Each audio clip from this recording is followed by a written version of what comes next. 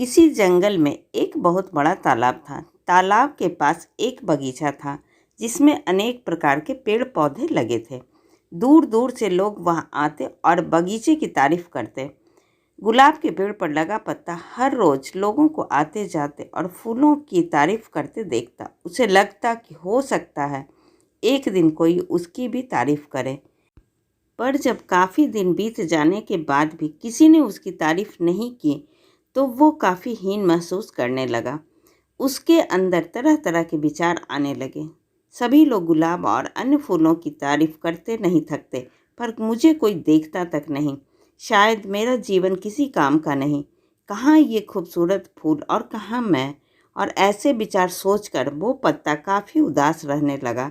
दिन यूं ही बीत रहे थे कि एक दिन जंगल में बड़ी जोर जोर से हवा चलने लगी और देखते देखते उसने आंधी का रूप ले लिया।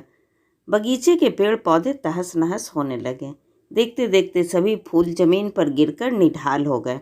पत्ता भी अपनी शाखा से अलग हो गया और उड़ते उड़ते तालाब में जा गिरा।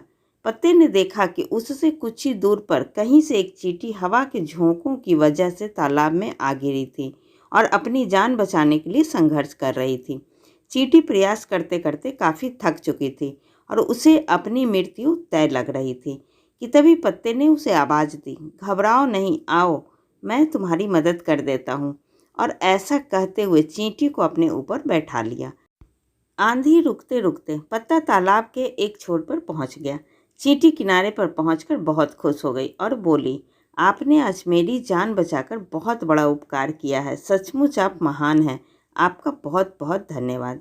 यह सुनकर पत्ता भावुक हो गया और बोला, धन्यवाद तो मुझे करना चाहिए, क्योंकि तुम्हारी वजह से आज पहली बार मेरा सामना मेरी काबिलियत से हुआ, जिससे मैं आज तक अनजान था। आज पहली बार मैंने अपने जीवन के मकसद और अपनी ताकत को पहचान पाया हूँ। दोस्तों, ईश्वर ने हम सभी को अनोखी शक्तियाँ दी है। कई बार हम खुद अपनी काबिलियत से अनजान होते हैं और समय आने पर हमें इसका पता चलता है। हमें इस बात को समझना चाहिए कि किसी एक काम में असफल होने का मतलब हमेशा के लिए अयोग्य होना नहीं है।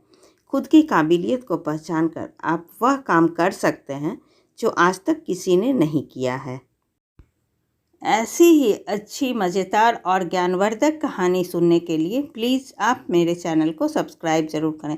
तब तक के लिए बाय बाय।